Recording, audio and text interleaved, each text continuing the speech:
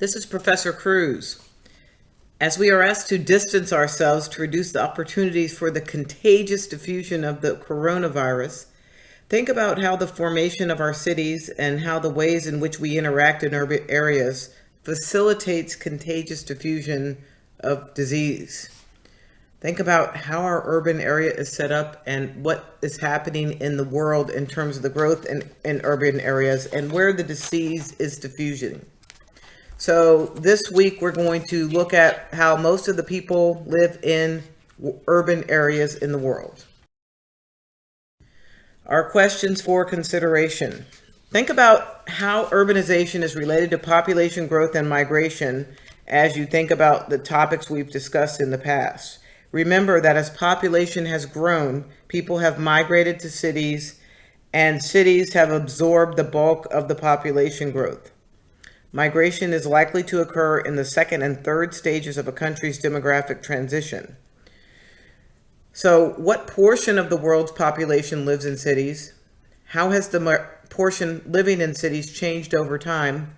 What is a megacity and where are they located? And what are some of the challenges of urban areas? In 2018, about 55% of the world's population lives in urban areas. Historically, most of the population lived in rural areas, but as the population has grown rapidly in the last 70 years, the portion of the population living in urban areas surpassed that living in rural areas in the last 10 years or so. You can see the change on the graph, which shows the urban population in red and the rural population in blue. The numbers of people living in urban areas is projected to continue to increase, while the number living in rural areas is stabilizing and projected to decline in the future. Growth in the urban areas is driven by overall population increase and the upward shift in the percentage living in urban areas. By 2050, it is possible for an additional 2.5 billion people to be added to the world's cities. Most of that growth, 90%, will be in Asia and Africa. This choropleth map shows the proportion of the population in each country living in urban areas. What questions do you have about this slide? Stop the video and think about your questions. So one question is, what is the definition of urban? Is it the same in each country? And the answer is no. Each country defines urban differently, and you would have to go to each country to look at that various definition. But based on the different definitions, the regions that have the greatest urban populations are North America, 82%, Latin America and the Caribbean, 81%, Europe, 74%, and Oceania, 68%. And you can see some of the countries in the darkest blue colors like Australia, New Zealand, Brazil, Chile, and Sweden that have some of the greatest portions living in urban areas. But remember the definition by country. So if you remember our discussion about migration, we talked about primitive migration.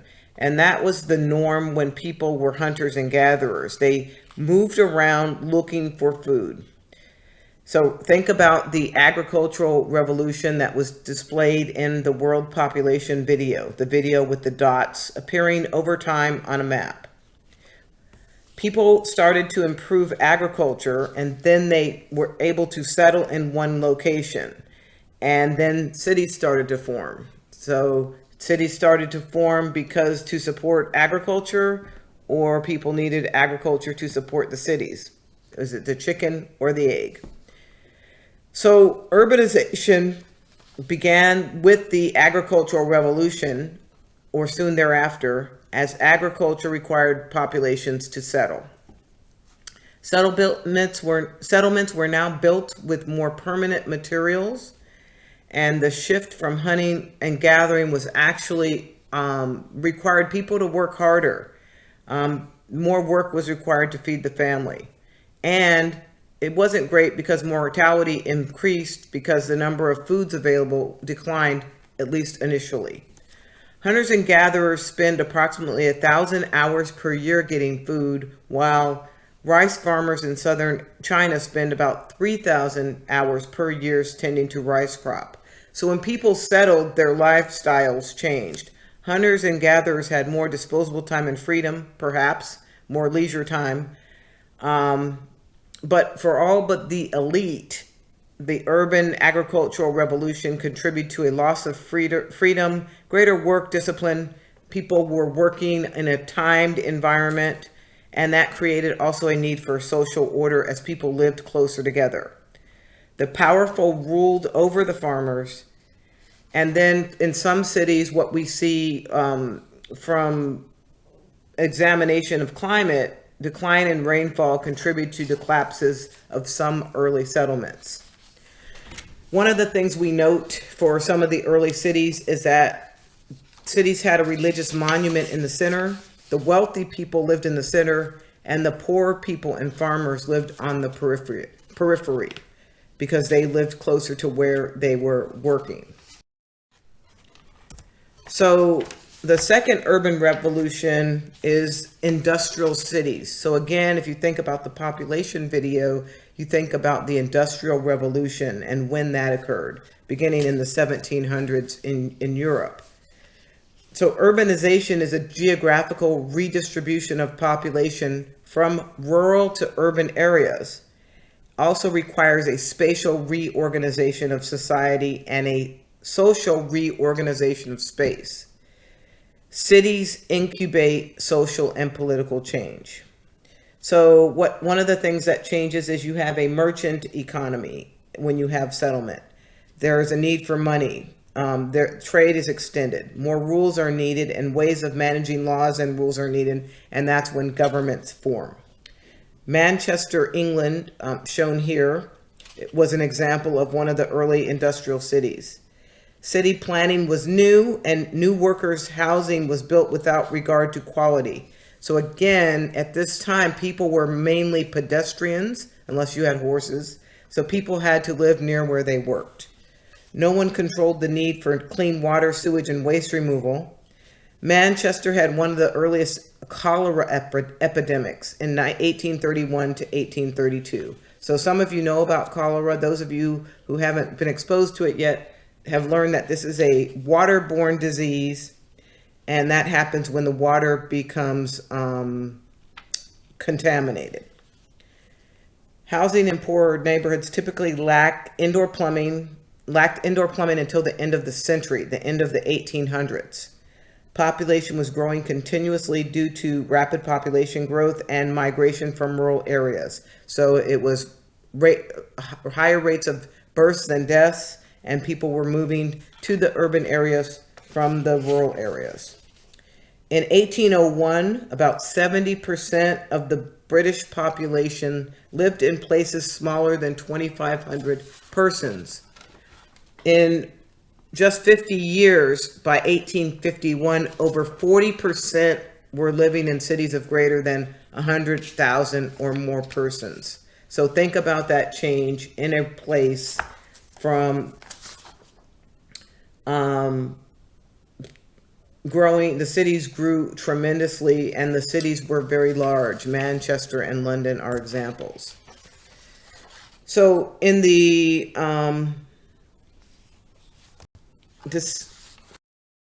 the third urban revolution is occurring now.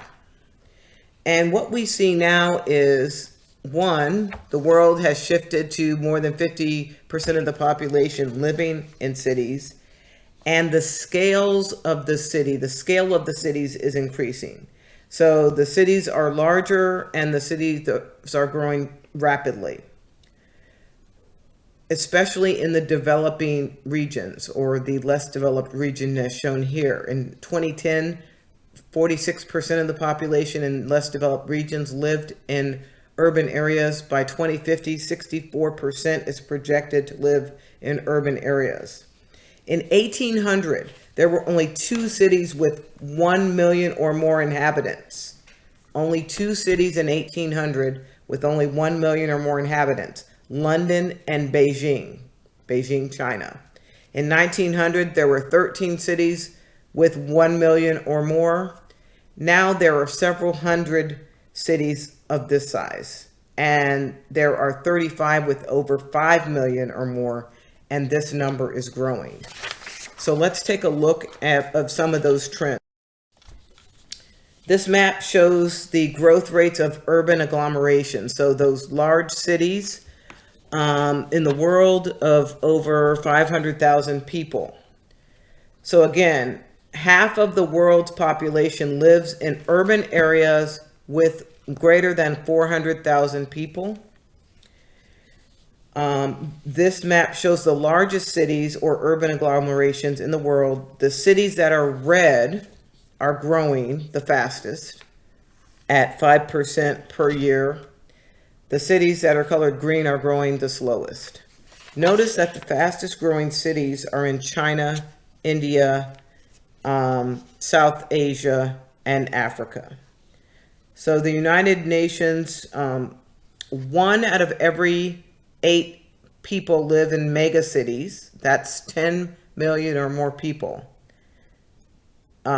The United Nations project that there will be 3 new mega cities and most of them will be in developing countries. Now, the cities are Tokyo has 37 million, the largest urban agglomeration. Delhi in India with 29 million. Shanghai, 26 million.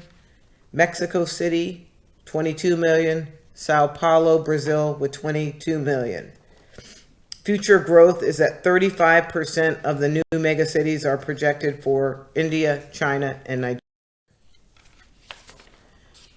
This thematic map has its foundations as a choropleth map. So the darker brown color shows the countries with over 80% of the urban population, and the light blue with fewer than 20% living in urban areas. Overlaying the choropleth map is the proportional symbol map, which shows the location of the global cities, with red representing those with 10 million or more, the purple with 5 to 10 million, and the blue with 1 to 5 million. Analyze this map.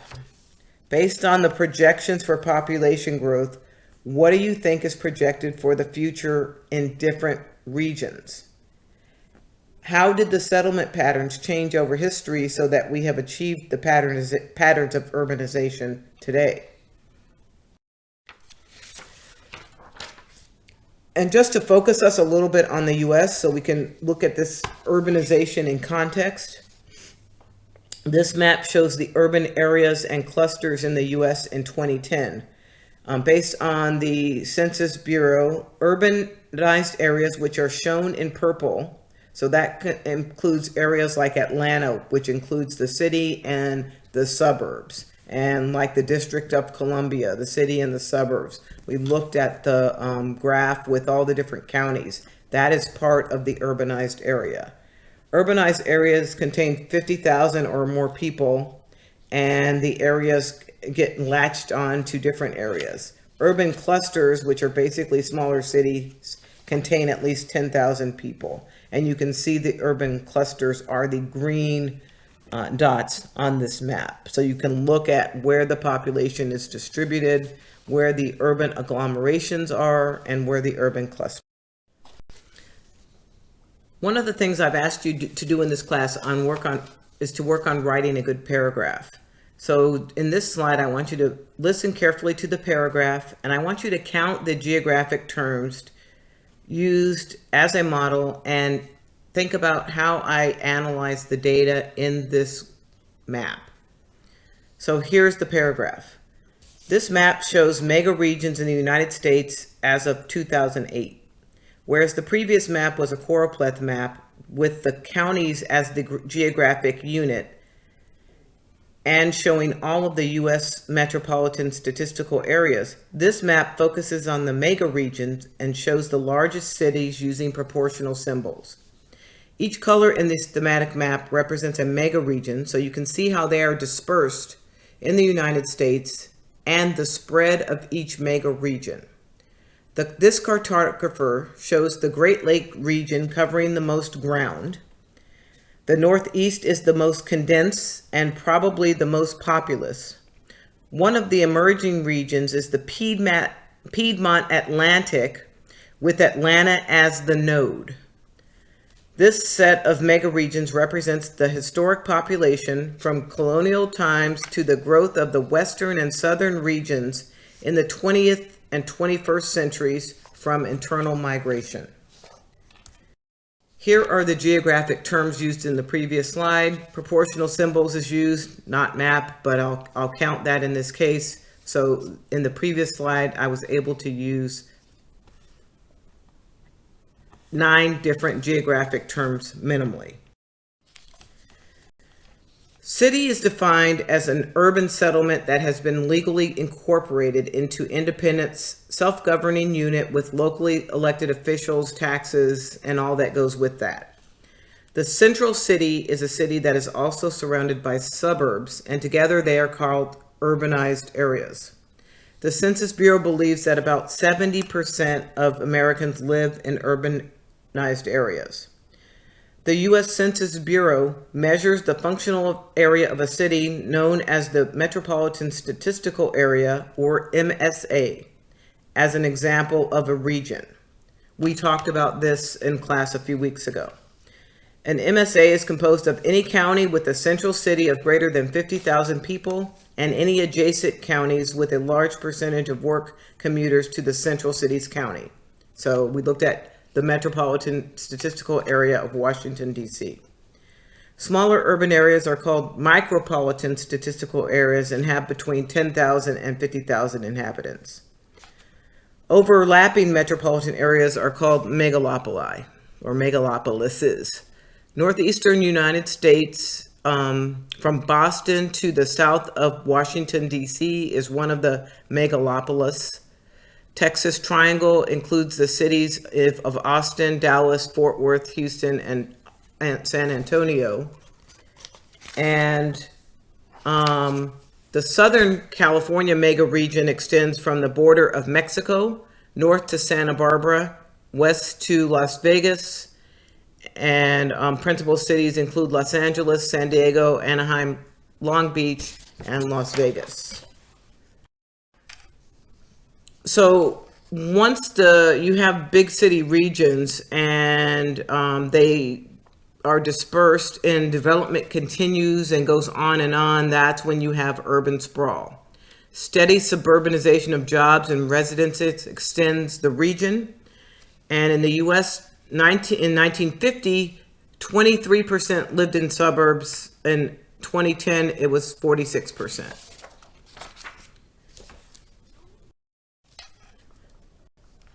So some of the challenges you have when you have rapidly growing cities are you have slums or shanty towns that develop.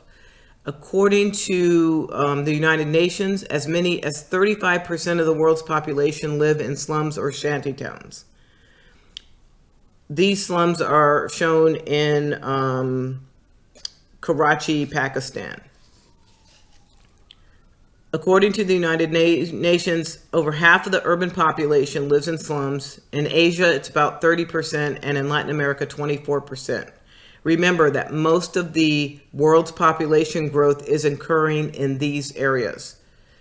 There is improvement, but countries can't always keep up with the growing population, and many people who move to urban areas end up living in informal dwellings.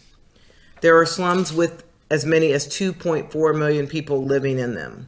And there are different types of slums. Some slums are buildings with permanent and materials and basic infrastructures, but the land in which they live on is not legally attained. In other areas, the slums have no infrastructure and the building is made of whatever materials you can find. And you've probably seen pictures of these. They also might be built on marginal lands such as this, steep hillsides, floodplains that are vulnerable to flooding, landslides, and other environmental and social hazards. So what we're going to do now is look at Washington, D.C. and how it was formed. And so when you start exploring Washington, D.C., you have some of the basic foundation. President George Washington chose the exact site along the Potomac and Anacostia rivers. So you see the Potomac River on the western side of the city, and the eastern branch, which is the Anacostia, on the eastern side. The city was officially founded in 1790 after both Maryland and Virginia ceded land to the new district, and it was to be distinct and distinguished from the rest of the states. To design the city, he appointed Pierre Charles L'Enfant, who presented a vision for a bold modern city featuring grand boulevards, now the streets named for states, and ceremonial spaces that were similar to Paris. He planned a grid system, and at the center would be the Capitol. And this is not the White House, because the Capitol is the center of our democracy. The diagonal avenues radiated from the Capitol. Wide boulevards easily transported people across town and offered views of important buildings. Public squares and parks were to be evenly dispersed at intersections. The mall was designed to be open to everyone, as this is an egalitarian society. But the city remained small, and it became smaller because the portion that had originally belonged to Virginia was what we call retroceded after the voters of Alexandria elected to leave D.C., possibly due to wanting to keep selling slaves, and that they said they had been left out of the development. You can still see some surviving original markers for the district today if you walk around town. So in L'Enfant's original plan, the area east of the Capitol building, East Capitol Street to the Anacostia River, was designed to be the commercial core with a grand waterfront, which is now where RFK Stadium sits. So it never became the grand waterfront market as envisioned by L'Enfant. But it does have a central business district, and this is a generic map of the a central business district in Pennsylvania. So we'll talk just a little bit about the central business district. It's the core of the city where many services cluster. They are attracted because of its accessibility. The central business district is usually near the original site of settlement, and so you'll see in the older cities around the world, the cities were situated along a body of water because we were using shipping for transportation. Public services, city hall, courts, and libraries are in the central city, and it's accessible to people living in different parts of town. You'll find sports facilities, convention centers, and those are to attract the suburbanites as well as tourists. And they tend to put things that will stimulate businesses. So if you think about DC's central city and how it's changed, the bars, the restaurants, the convention center, and things like that are to attract tourism. Business services are also there. Historically, people met face to face, so the node of the transportation networks were in this area, which is in DC. Historically, it was at the riverfront. Now you have Metro Center there at the node. In the mid-20th century, you had white flight or middle-class flight, with many moving to suburbs. Now these areas are being repopulated or gentrified. Property values are very high here. Central business districts tend to use land above and below ground. So here is the DC's central business district. It tends to be the node of transportation networks, along with commercial property, banking, judicial departments, and for our city, the federal government. The central business district is one of the oldest areas in the city, usually at the original site of settlement. This area on this map was defined by the District of Columbia Department of Transportation. It goes from Massachusetts Avenue to the north, Constitution Avenue to the south, 23rd Street near George Washington University to the west. And the original plan designed by L'Enfant was a federal city called for wide boulevards, abundant parks, and diagonal streets resembling rays of light to represent liberty and democracy, radiating out from the capital, which was the node. So one of the things will shift now from the district to cities, but we can use the district as an example in some cases, is we'll talk about some of the challenges in cities. So urban decay. So this is Baltimore, which I've talked about somewhat in class. In older cities, properties deteriorate for a variety of reasons. Older buildings that are rented may not be kept up. Owners may abandon property if the rent received is not enough to maintain the property and pay taxes. Low-income owners and dwellers may continue to live in buildings that are not maintained. Houses may have been demolished and replaced with public housing. Often the cost of maintaining these buildings is not recouped by rents or the owners do not maintain. In older cities, public housing projects have been demolished or slated for demolishing. When you think about housing, understand that the houses need to be upgraded. And one of the architects at UDC tells me that the life expectancy of a house is about 70 years before it needs extensive renovation. So you can think about that in the context of gentrification. Lower income residents required public services but can pay little of the taxes necessary to support these services. Central cities face gaps in the cost of needed services and the availability of funds to pay for them. Federal funds used to close this gap, but the federal aid to cities has declined since the 1980s, and some of the cities have been in recession. So gentrification occurs when middle and upper class people move to inner city neighborhoods and improve the quality of housing. Because renovating decaying buildings is expensive, cities may encourage the redevelopment process by providing low-cost loans and tax breaks. Many people with lower incomes may become displaced as the housing costs rise. So you see on this image, you see, I'm not sure, this might be 16th Street, although that's probably incorrect. But it's the same street in the 80s and then today, and you can see how that area has been completely renovated, gentrified, if you call it, but even some of the buildings have been converted. So the white building in the middle and the building next to it actually have remained the same, but they have been significantly improved from the first image on the right. Lower income residents often find themselves trapped in a cycle of economic and social problems. They are unable to compete for higher paying jobs as they may lack the skills and educated needed. Therefore, they can't afford the new housing costs. There is a development of urban underclass.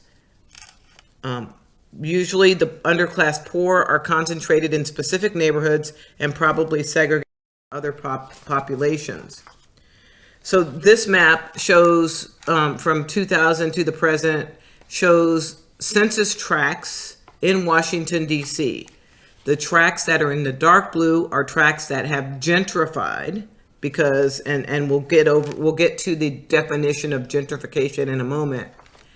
The tracts in the medium color are tracts that did not gentrify, but may be eligible to gentrify, and the tracts that are in the gray are not eligible to gentrify because they already have probably high incomes in those tracts. So note that the areas that are subject to gentrification are mostly in wards 7 and 8. So what concepts do you need to know to understand gentrification? And then you can go back and look at that previous slide. From the urban density, the geographic used is a census tract. The criteria for a tract to be eligible for gentrification is has to have a population greater than 500, has to have a median home value in the 40th percentile or lower. The median household income has to be in the 40th percentile or lower. And then the criteria for change, so when does it become gentrified? When the median housing value goes to the 60th percentile or greater, there's an increase in the college education of the residents in the 60th percentile or greater, and the increase in median household income when adjusted for inflation. So there's an increase. Displacement, 5% decline in the population of a racial and ethnic group, and decline in the percent of the population of more than 2 standard deviations from the national mean. So this is kind of the official definition, and when you read academic reports when a population has gentrified. So this gives you some food for thought, and I want you to think about some of the themes when you go explore the city. So when you're doing the assignment to explore the city, I want you to look at the cultural landscape and pick a theme that resonates with you. It might be gentrification, it might be transportation, it might be litter, it could be something else. Take images in at least 3 neighborhoods and at least 2 different wards that show your selected theme. I think that even with social distancing, you can get out and do this before we reconvene in person in April. Print page size color images of your chosen themes, and when we return to class, bring the images to class. After class, you will complete the second part of this assignment. For this week, you will take a short quiz on urbanization, go to Blackboard, and complete the quiz.